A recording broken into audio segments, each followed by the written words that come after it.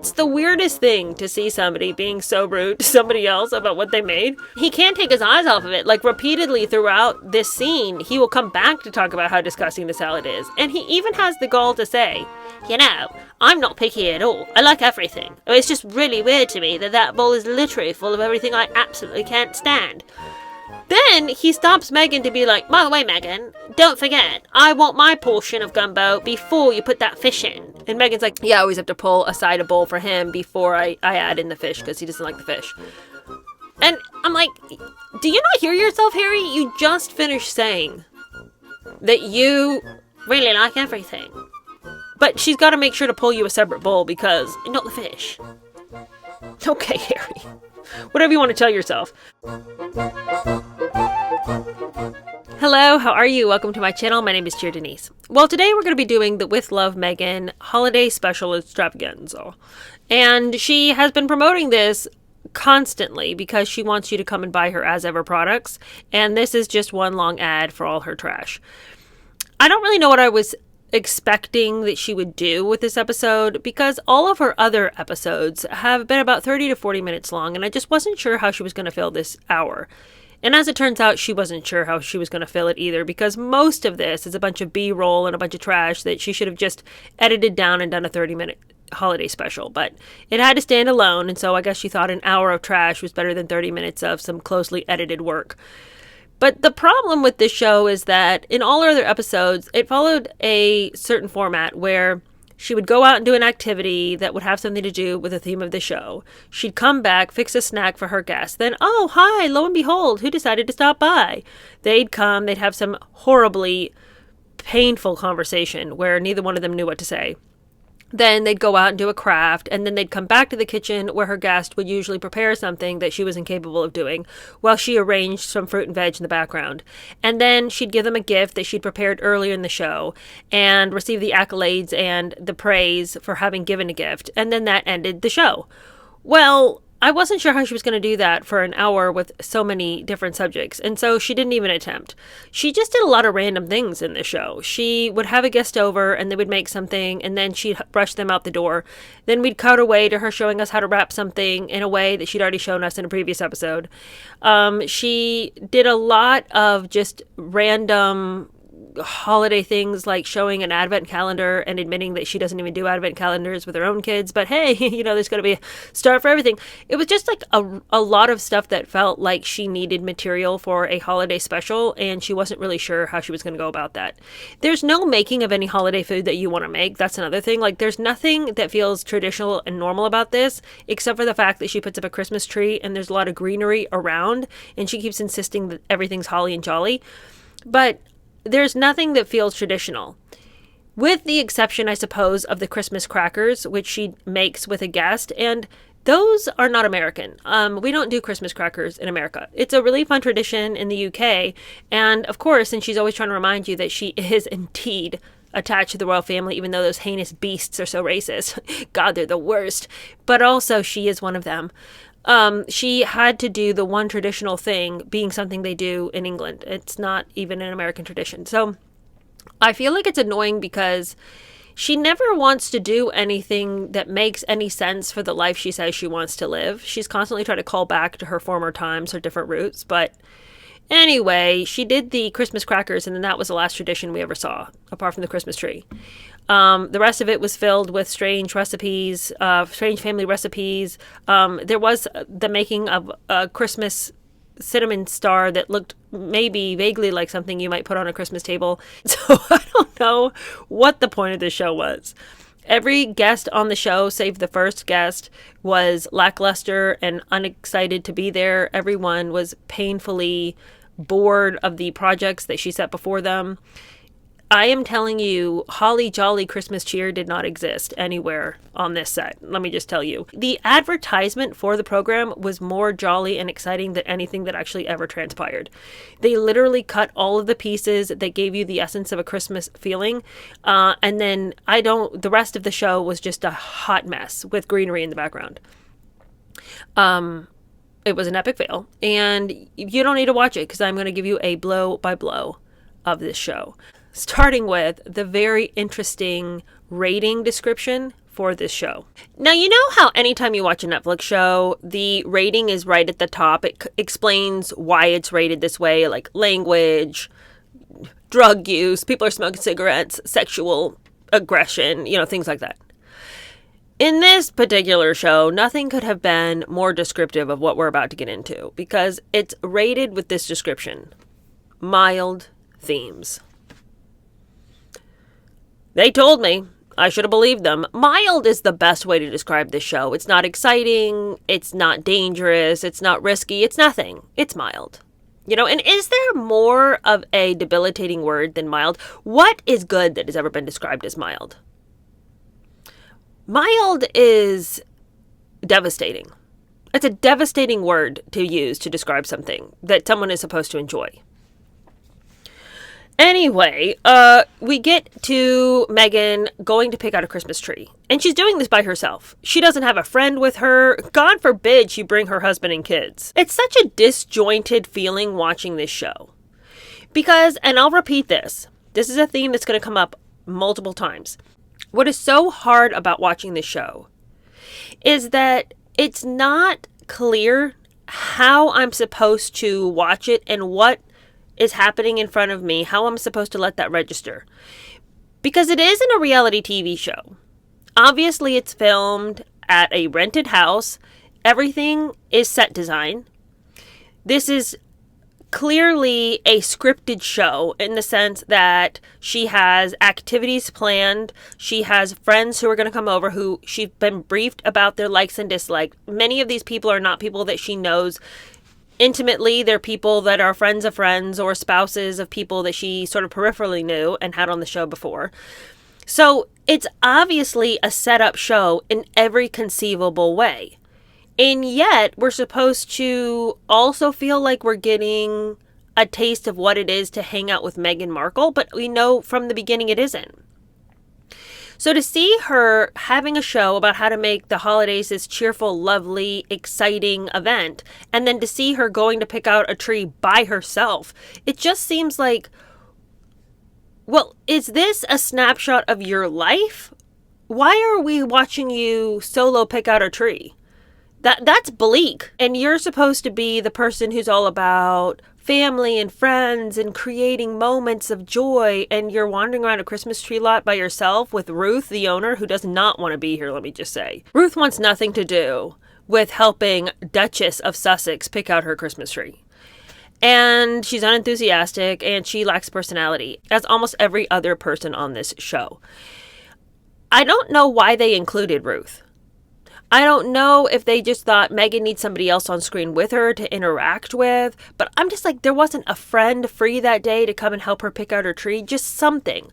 Well, she's goose-stepping through the lot looking for something to heil, and she finally finds a tree that she likes. It's sold, so she can't have that one. She picks out another one. Ruth's like, that's way too tall. You already told me it has to be 8 to 9 feet. So then she finds another tree that she says is okay, which is the most lackluster thing of all time. But see, that is another theme. Nobody gets too excited in this show, let me just tell you.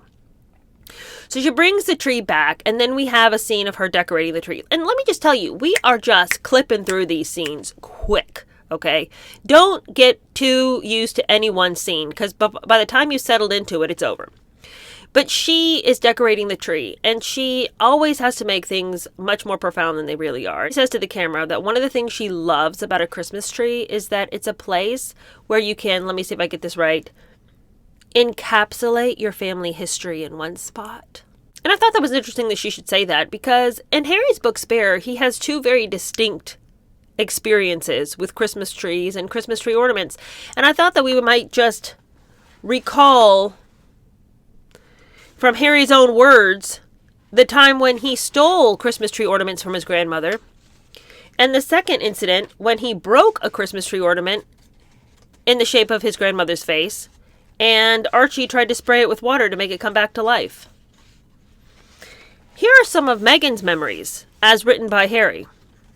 On the night when it took himself, Meghan, and a host of other people to write what turned out to be a couple of sentences to post on Instagram saying they were fleeing from the prison of royalty. After they got done, each of them writing a sentence and then resting for the next 30 minutes while they let another person in to write the next sentence, Harry stumbles out to stretch his legs, and the Christmas trees were still up. I went into the hall. There was a tall, beautiful Christmas tree, still brightly lit. I stood before it, reminiscing. I removed 2 ornaments, soft little corgis, and I brought them back to the staffers, 1 each.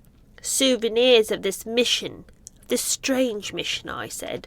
They were touched, but a bit guilty. I assured them, no one will miss them. Words that seemed double-edged. I'd forgotten, when I was looking through this book, how dreadfully overdramatic he is about everything. I had honestly forgotten how pitiful and weepy-eyed the whole book is. And this is such a prime example of it, too. I assured them, nobody will miss him. Of course, I really was thinking about how nobody would miss me or Meg. No one would care whether we were there or not, just like nobody would notice if the ornaments were there or not. That's how little they regarded us. And then the second episode, since Megan wants to think about her family history and Christmas trees, let's remind her of this episode, shall we? And we opened presents, keeping to the Windsor family tradition. One present was a little Christmas ornament of the Queen. I roared, "What the?" Megan spotted it in a local store and thought I might like it. I held it to the light. It was Granny's face to a T. I hung it on eye level. It made me happy to see her there. It made Meg and me smile. But then Archie, playing around the tree, jottled the stand, shook the tree, and Granny fell. I heard a smash and turned. Pieces lay all over the floor. Archie ran and grabbed a spray bottle. For some reason he thought spraying water on the broken pieces would fix it. Meg said, "No, Archie, no, do not spray Gan-Gan." I grabbed a dustbin and swept up the pieces, all the while thinking, this is weird. You got that right. This is weird. I know. Harry, all of it's weird. But that's how Megan, she wants to encapsulate the family history on the Christmas tree. So while she's hanging up ornaments on the Christmas tree, is she thinking about the fact that they stole ornaments from the Queen and then smashed one of her face? Continuing. Then Megan wants to have advent calendars. Truly, when I tell you that so much of this episode was just made-up footage because we gotta put something together for this hour-long special. And she's got these advent calendars out, and they're just like nothing special. It's like some canvas that has pockets sewn onto it, and she's like poking little gifts. And some of the gifts are as unexciting as a note that says "I love you," which, well, I know it's important to hear that from your parents. An advent calendar, I'd rather just, can I have a piece of chocolate? I know you love me. You know what I mean? I don't know. It just feels like a little kid is going to probably enjoy the candy more than a note. But anyway, Megan has never done advent calendars before, and we know that because she coyly says, and everything that she says in this episode feels like she's trying to flirt with the camera. She says, well, traditions have to start somewhere. And so hopefully this is the start of a new one for us. A tradition has to have a beginning. What Christmas?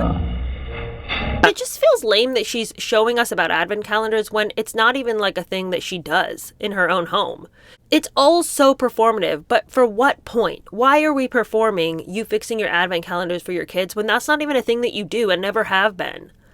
Now it's time for her to have her first guest over. And she says that he wrote this book called Unreasonable Hospitality, which had a huge, profound effect on her. And I would say that this guy, Will, is probably the jolliest of all the people who come over to the house. He's excited to be there. His wife was previously on the show already. And that's how Megan managed to rope him in. I think this woman also already has a Netflix show or has been on numerous Netflix shows herself. So she's just part of the Netflix crew. So having her on Megan's show wasn't like a big ask or anything. Anyway, the guy comes on and he's written this book called Unreasonable Hospitality. And Megan, it's really clear, has read that book and had read that book and really liked what it said and has incorporated the points and the philosophy of the book towards her own approach to homemaking and hospitality. But she has tried to pass off to our audience the concept that this whole approach towards entertaining and thinking of your guest and what would be meaningful for them and going out of your way in small gestures is something that she believes in so strongly and has cultivated in her own brand. But what becomes alarmingly clear as he talks to her, that everything that she has tried to pass off as her own brand is actually his brand. So they stand there in the kitchen for a full 5 minutes, mirroring back and forth to each other, just completely like vibing out on this concept of hospitality. And both of them seem so pleased to find that the other one can basically read their mind. But the thing is, Megan already read his mind when she read his book. And now she's approaching him in this very manipulative way, and this very psychologically twisted way of making herself seem like they are just simpatico. You know, just you and I are just like so similar. We're like the same person. You're like the male version of me. And it's not that. She just read his book, stole his ideas, and now is trying to mirror his behavior to him to create a bond. And it's unbelievably evident. But before he even gets there, she, of course, has to make some little snicky snacks, you know. I don't even know what she's talking about in this clip, okay? Maybe some of you guys who are more highfalutin than me can understand what she's on about.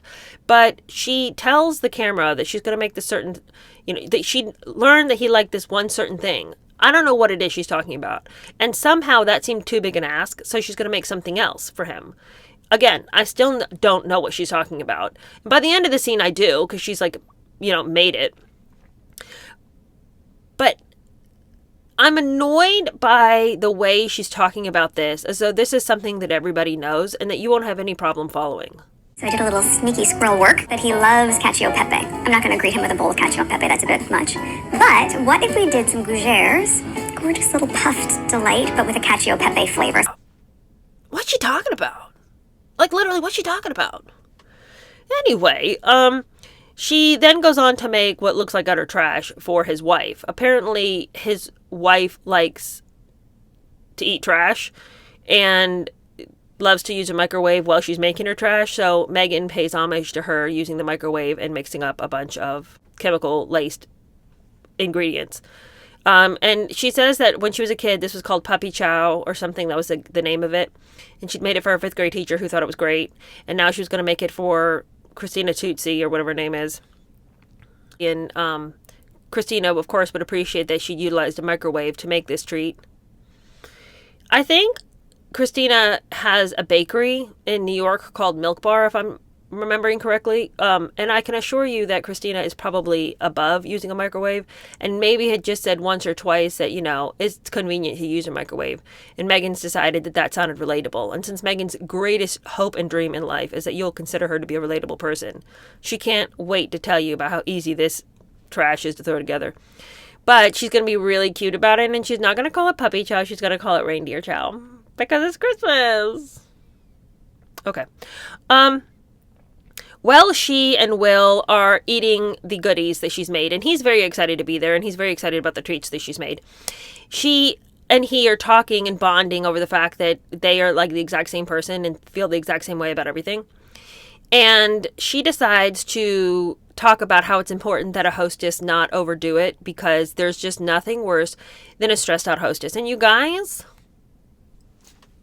let's just get into the psyche of why she continues to bring this up, because I tell you, it's no less than the 5th time she's told us that being around a stressed out, anxious-ridden hostess is kind of a buzzkill.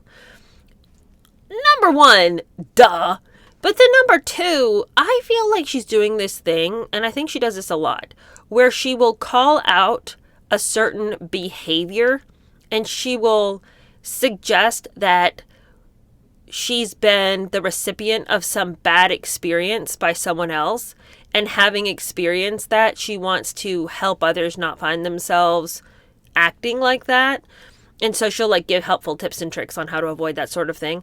And one of the things she's like been really big about lately is not being a stressed out hostess. Like, what can you do to make sure that you don't become like that?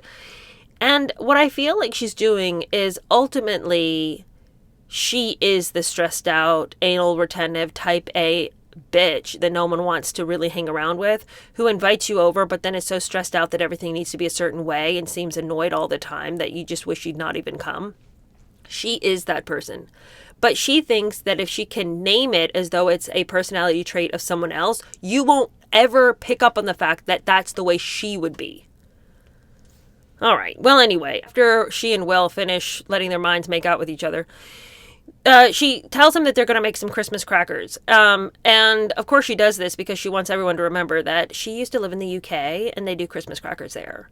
And of course that's not like a big American thing. Now she's very excited about making these because she wants to personalize each of these, you know, and in her words, instead of getting, you know, some tchotchkes and confetti everywhere, we could really make these something that people would be excited to receive.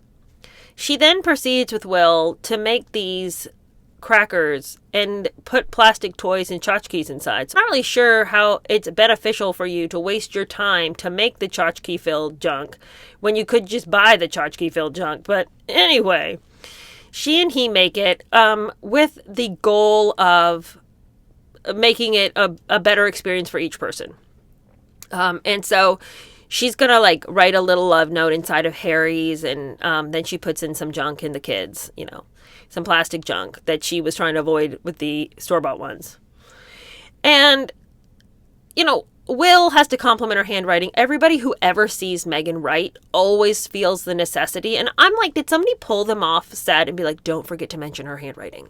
Or do they really have nothing else to say? And so they're like, you know, I'll say that her handwriting looks nice. Because I'm just telling you right now, if I was sitting across a table from somebody and they were writing something and it was the quality of Megan's handwriting, not even one part of me would be like, I need to comment on that.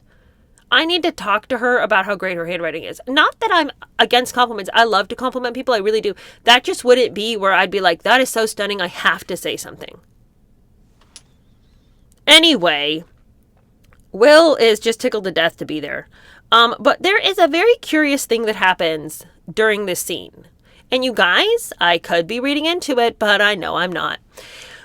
She and Will sit down and she's explaining how they're going to make the crackers, explaining about the UK tradition that she knows about since she lived there. And, you know, talking him through what they're planning to do. And in the middle of the table, they brought their plate of snacks that she had made that Will was very much enjoying. And then Brooklyn / Michael / director pipes in and he's like, hey, we need to move the plate of food because we are limiting our workspace and it's getting a little cluttered. Okay, I find it crazy that they leave this whole thing in because, well, sometimes in previous episodes, they would show a little bit of behind the scenes. They'd show the, you know, people taste testing things. Like Megan would hand out a little snack. And so sometimes you'd see some of the crew. But this is like a whole bit that they do where Michael / Brooklyn / director interjects himself to move the plate. I want to tell you right now that Megan has been flirting with Will hardcore, okay? Megan has put on her best yacht girl attitude, okay? She is trying to vibe with this guy. She's trying to flatter this guy. And this guy is married, okay? So let's not forget that that's happening. And I'm not saying she's like undoing the buttons of her shirt and throwing herself across the table at him or anything. But what I am saying to you is she is doing her best to be the cutest, to connect with him on levels that she knows that he cares about. And at this moment, when Brooklyn comes over, who, by the way, she's leaned on Brooklyn all the live long day in all the previous episodes. Brooklyn / Michael / director, the man in whom she made a mandwich for, okay, let's not forget that. She is constantly needing him. But in this moment, when she's trying to vibe with Will, she does not need Brooklyn. And so in order to create even more of a it's us against Brooklyn mentality, she says, oh, the Brooklyn bummer is here. Okay, let's move the plate of snacks. Sorry, I'm going to have to move him over here. You know he just wants to eat them himself, huh? And of course she's keeping it light. It's supposed to be funny. But I also think that there's this undercurrent that she does. And I don't know, I'm not saying that this is like some vast, grand plan of hers. I think this is just how she moves through the world. She's constantly trying to get the guy that she's talking to connect with her, to like her.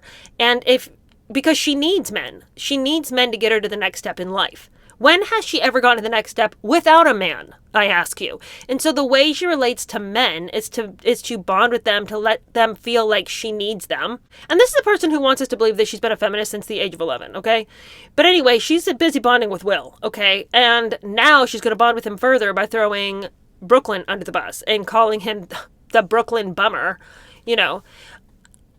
You might say to yourself, Cheer, my gosh, that sure is a lot to read into this, isn't it? And again, this is all very subtle. I'm not saying that this is like a grand plan of hers. All I'm saying is it's indicative of the way she relates to people, and specifically the way she relates to men. And you see this all the time. She will flirt with men. She's got a very flirty personality that she doesn't bring to the table when she's talking to girls. It's not like this is just the way she relates to the world. You can see a distinctive change in the way she relates to women versus how she relates to men. Because with women, she will make little barbs and jabs at them in a way that she doesn't do to men. She will undercut women in a way she doesn't undercut men. And if a guy is not reacting to her in a way that she wants, she'll do the same thing to him, which we'll see later, okay? So wait for that. They make the little Christmas crackers, which of course have to include dried flowers. Is there anything in the world that we could just have without a dried flower? Again, why is she stuck in the past? Everything about her personality is a homemade piece of paper with a dried flower in it from 1994, okay? All right, continuing. I have other notes on that scene, but we just have to clip along, okay? Because what I really need to ask you about is what's happening at this next scene when she's going to have brunch with a couple of her friends. Okay, so Will's been done and gone, okay? Suddenly he's gone. And now we're transitioning to another scene where Megan is standing in the kitchen in red pajamas. Okay. The red pajamas, the insistency on the pajamas was the greatest question mark of my whole life as I watched this. I could not understand. Not because I thought the red pajamas looked bad or anything like that. In a Christmas episode when, lots of times we're baking early in the morning to get ready for the family to come down or whatever, like a scene like that could play out. But again, she's not in her own home. So it's not like we're catching her Christmas morning. This isn't a reality TV show.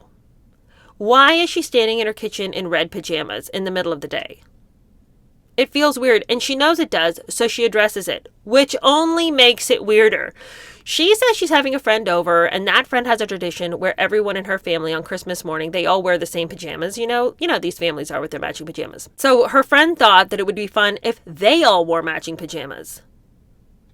Why would that be, friend? You're coming over to your other friend's house for brunch, and you and your gal pals don't need to wear matching pajamas. That's not the same as you and your sweet kids, okay? I mean, whose idea was this? They needed to throw that one right out. So Megan says, I know, you're probably wondering why I'm wearing these pajamas. Well, this was my friend's idea because her and her sweet family do it. So she wanted to do it. And so here I am in my kitchen in my pajamas. It's different, but anyway, it's like she makes such a point of it that if she had just shown up in her pajamas and okay, she's in her pajamas, we could have just figured that was a thing. But she makes it awkward. And you're left wondering, why did you agree to this? Because again, it's not a reality TV show. It's your own show. It's scripted and set. If you're uncomfortable wearing these red pajamas in the kitchen in the middle of the day, which I don't blame you, then don't agree to it just because your friend wanted to do it. Lindsay can do that with her family. Why are you doing it? Well, anyway, she proceeds to set about making a multitude of different things. She makes some mini quiches. She makes this very beautiful sort of, she calls it a cinnamon star, but it's essentially like a cinnamon roll, but just in a different shape. Okay. It's really pretty. It would make a nice centerpiece on a brunch table. And then she makes some roasted pears in the oven. Okay. She's going through a lot of trouble. Okay, let me just say. And some of this has already been prepped for her. The little mini quiche cups were already baked, so some of the steps have been done. But still, if you were supposed to be doing this, it would feel like a lot of work. Her two friends come over. Of course, one of them is Kelly. And Kelly comes in truly horrified at walking in her pajamas, okay? She comes mincing in like she would rather sink through the floorboards. No one's happy about the pajamas, okay?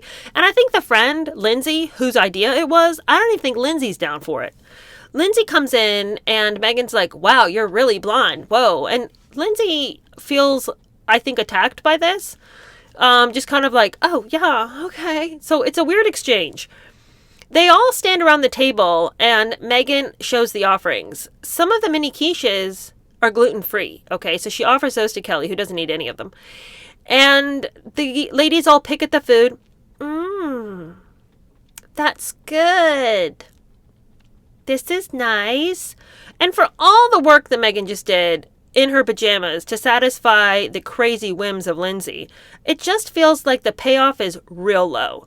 Then Megan goes, you know what? Let's get out of these pajamas. Let's go out to the barn and do crafts. And you're thinking, what with these pajamas? Because no one wanted to wear them, and as soon as they can, they're out of them.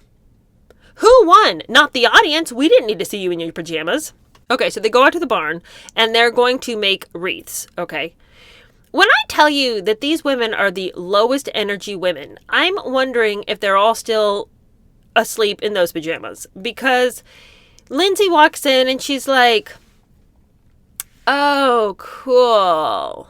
And none of them can crack a smile. Now, Kelly has never been a very rambunctious soul. And I don't blame her because she lost a child, okay? So if Kelly always has sad eyes, she gets a pass. I don't know what Lindsay's problem is, okay? But there could never be two less enthusiastic people, okay?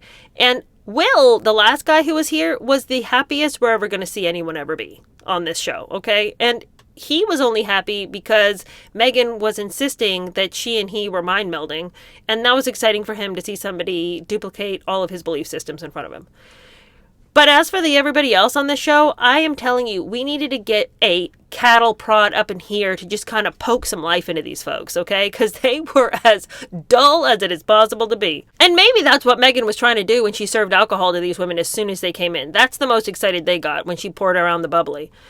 But they're in the barn, they're making their wreaths. They hold up the wreaths, and it's all like, I love it. That's so cute.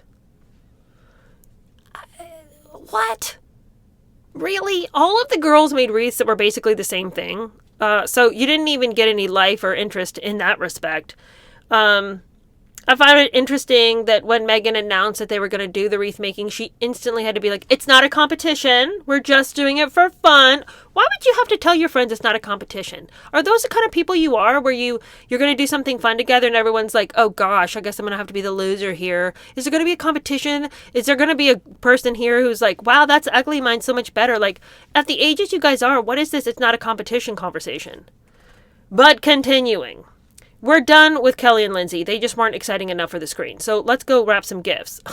Of course you knew that Megan was going to have to do some gift wrapping. But we're getting such tips as, one of the things that's fun is you can decide which way you're going to fold the paper. Inside or outside. What? I mean, it's like, what are these tips and tricks? What is this? This whole segment could be scrapped. She also wants to let you know that you can go ahead and make a bunch of wax seals beforehand and then just kind of like hot glue them on.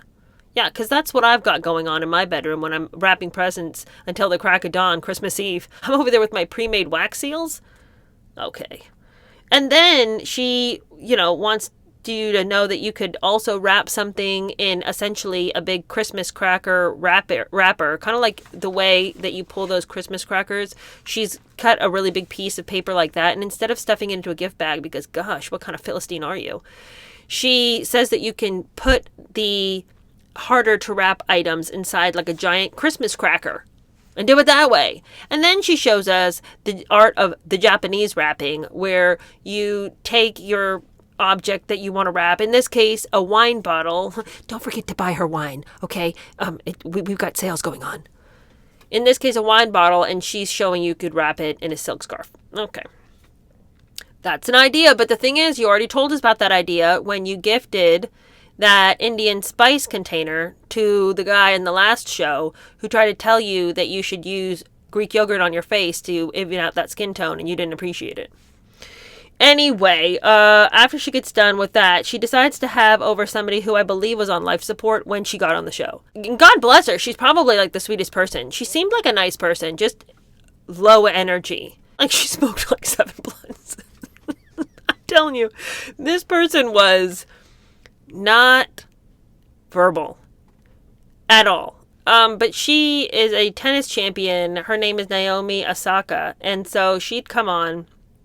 And Megan, I guess, just to disappoint her guest to the highest, decided that she would offer some hot cider and a crudité platter. Megan, who seems that she never does anything without consulting the likes or dislikes of a person behind the scenes, decides to make some very spicy tahini to dip the disappointing tray of broccolis and sweet peas. And she's like, I don't know if she likes this or not, but I'll just add a little bit, and proceeds to add a ton.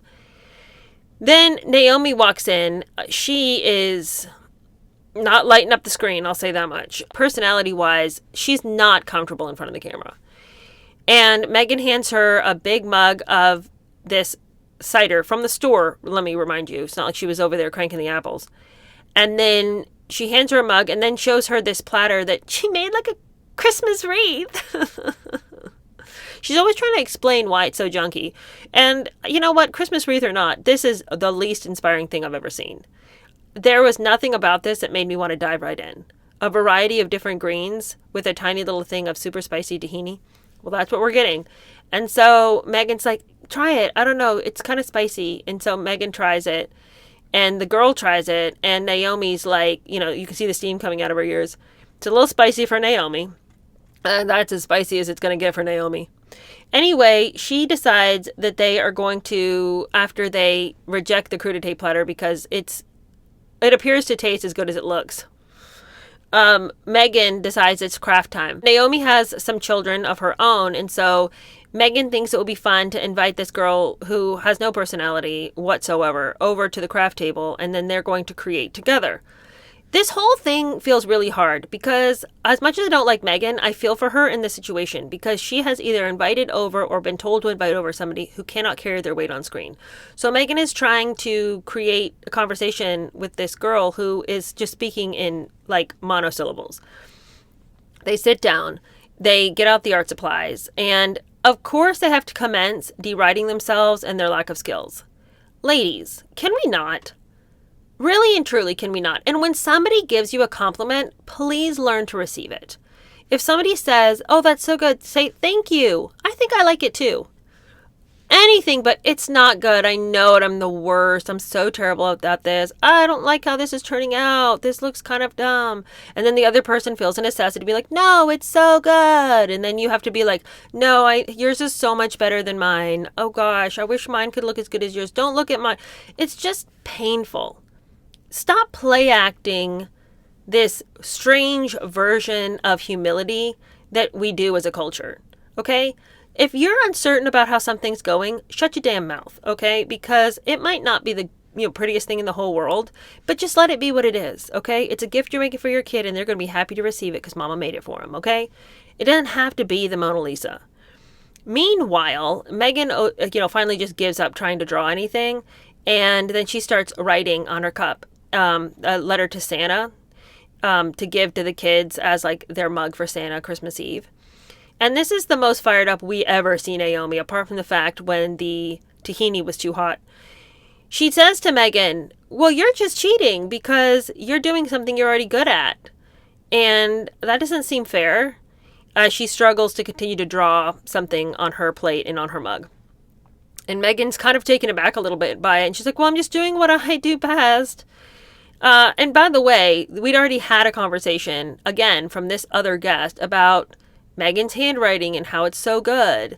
So that is something Megan will admit she's good at. She's not about to deride her handwriting. And if there was one place in this entire scene where I would like her to gain a little humility, it would be for her to admit her handwriting's not the best thing in the entire world.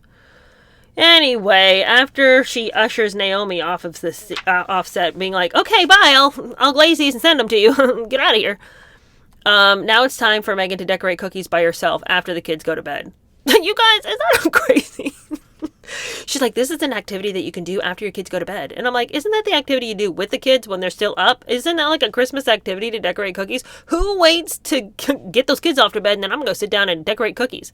Now, granted, I like decorating cookies, which is why I do it with my kids, because it's fun and it's something that I enjoy doing with them.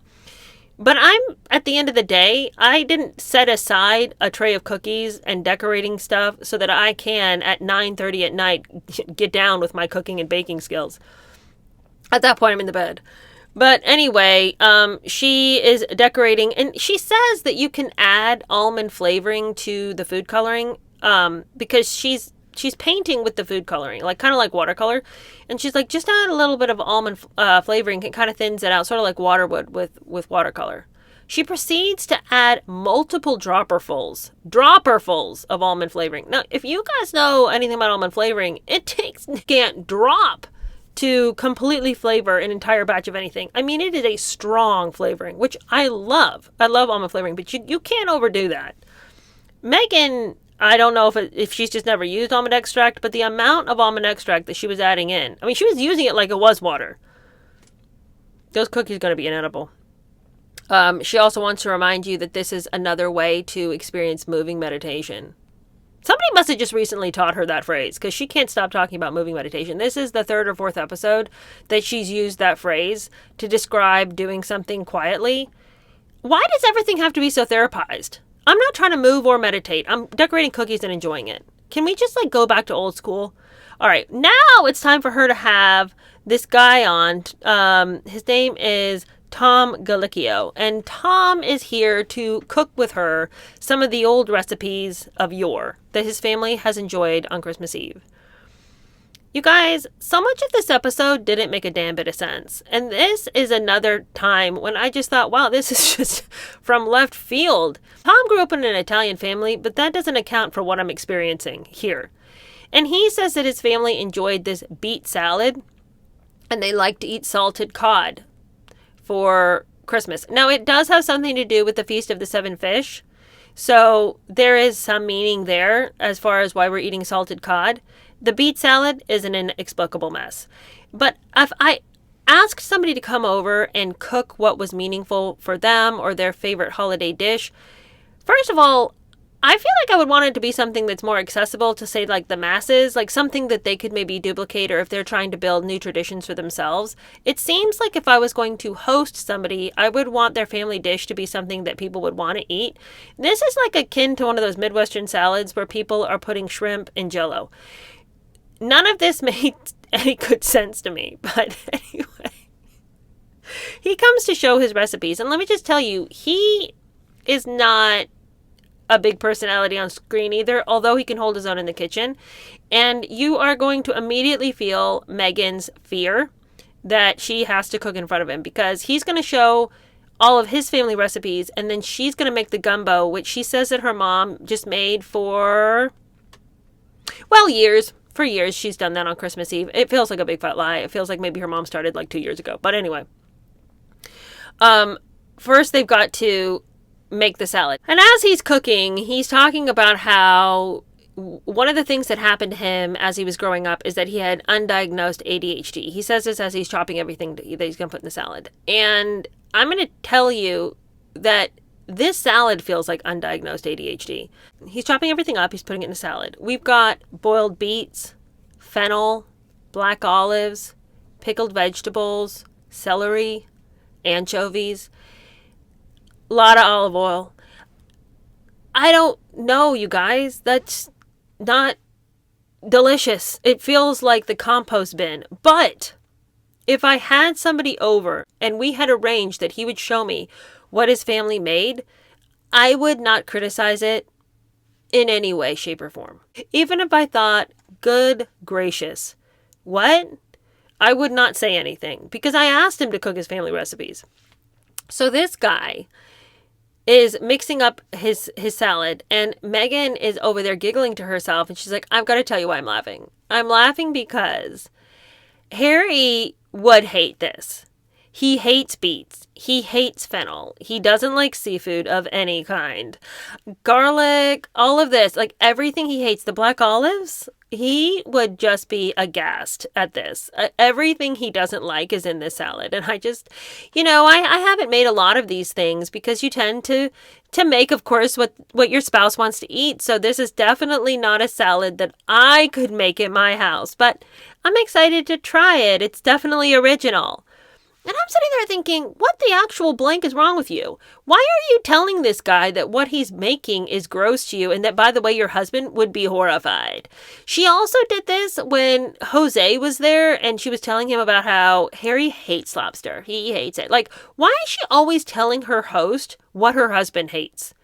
Does she think that we are also rabid for the next tidbit about Harry, that we really care what he doesn't like to eat? And by the way, it seems like he doesn't like a lot of things. It seems to me like he is just little picky rich boy. And I don't even understand how he got that way, because I'm like, you had the opportunity to eat around the world. How could you be like this? But he doesn't like anything. And that may be a reality, but it's not one you need to share with the guy who's cooking some food at your house, okay? The low classness of that. Shut your damn mouth, okay? What about that option, Megan? Don't throw your husband under the bus and don't mock this man's food.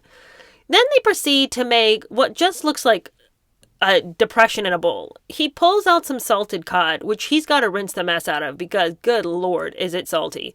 So he's gonna, like, he puts the fish over this kind of boiler situation, and they're going to kind of steam the salt out of it or something.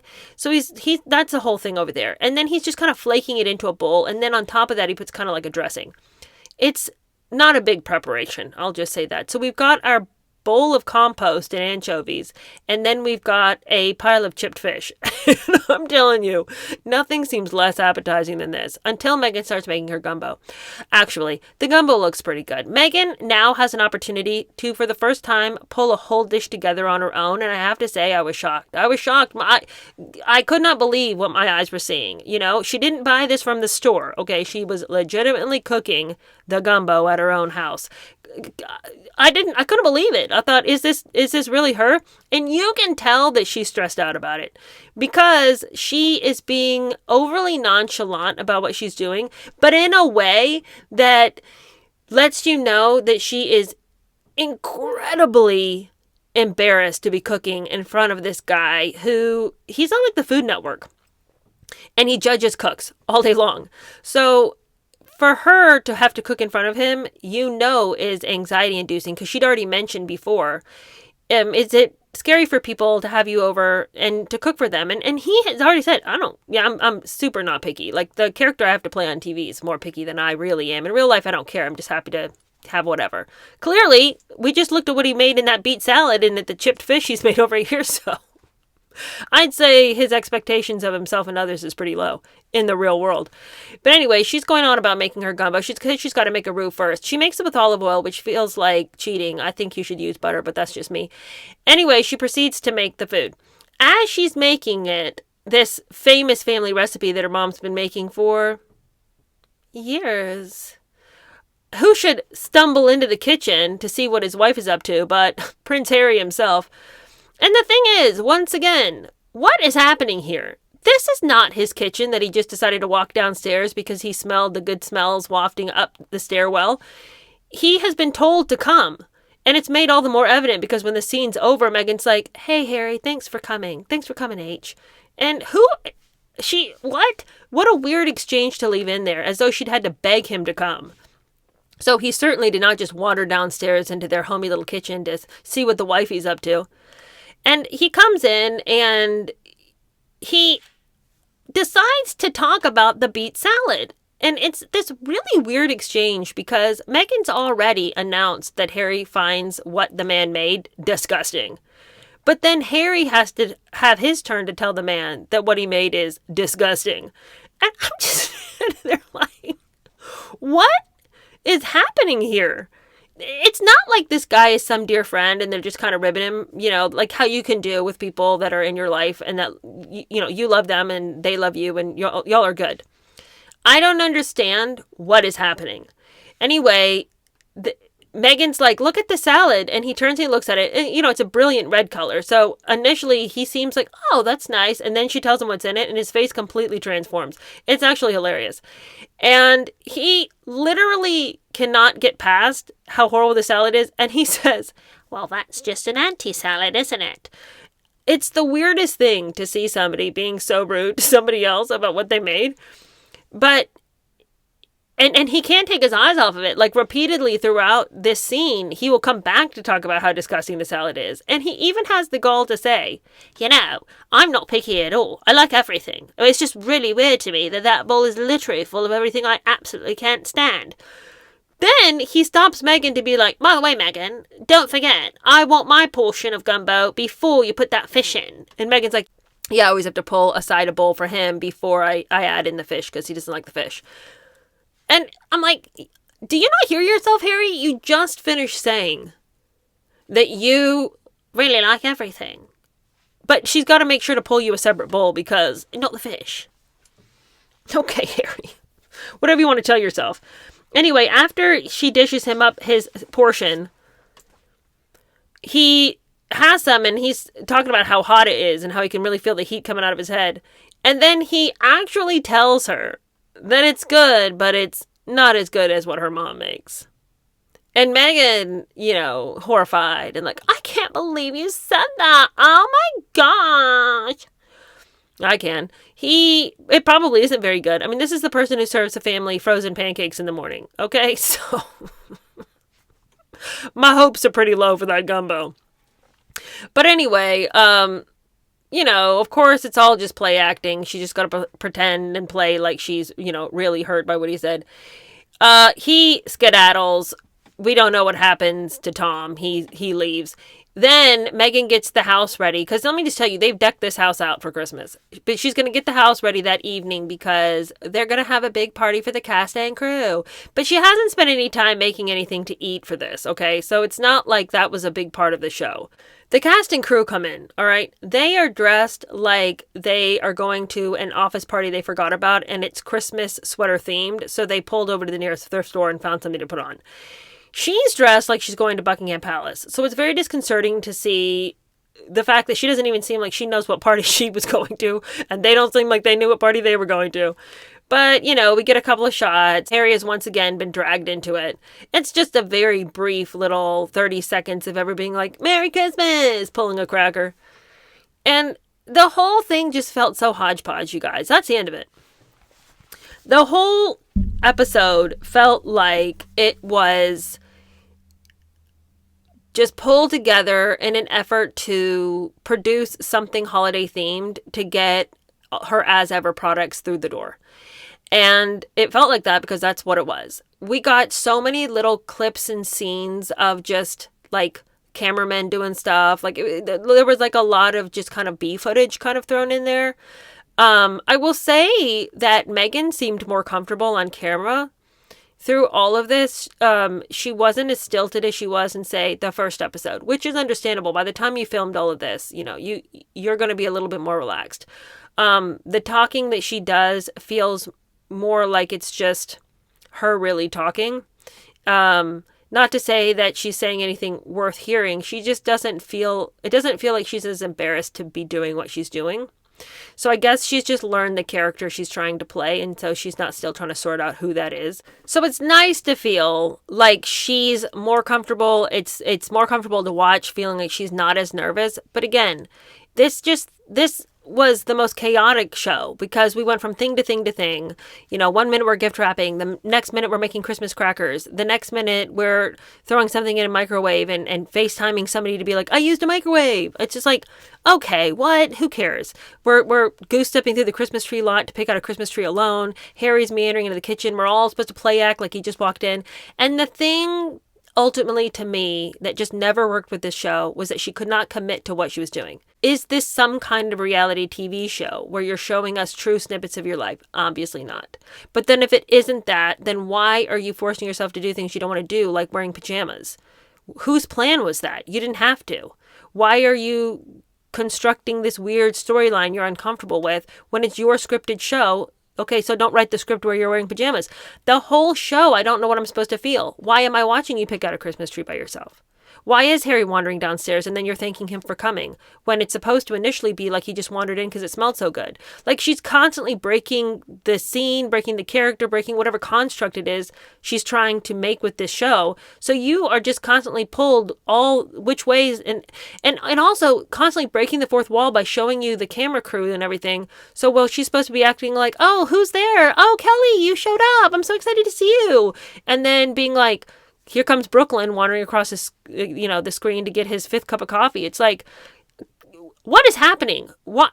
Just can you commit to what I'm supposed to believe here? Because I'll go with you if you want me to believe for the 30 minutes I'm watching your show, or in this case the hour, that you are showing us snippets of your life. I'll pretend with you, but you can't keep being like, oh, the magic of television. Oh, this is what the things you do for TV, the things you do to get a good shot.